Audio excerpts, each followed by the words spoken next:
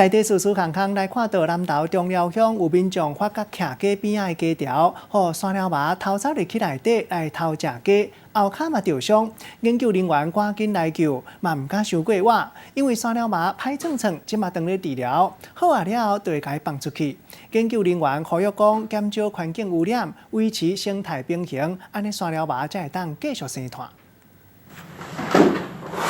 遮看一个，遐看一个，细只就好，真好见，伫咧桌仔骹软来软去，无偌久，搁跳起咧桌仔顶来看东看西，看起来是充满戒备。悠悠啊，停伫咧壁棚内底，目睭捏一个捏一个，搁不时来喊尾，鼓嘴模样真声目。但即只就好，进前走去南投中寮一个鸡寮内底，无小心将骹弄着伤。从位遮过时阵，感觉我鸡条内底有物件伫叮当，所以我就入去看卖。啊，结果看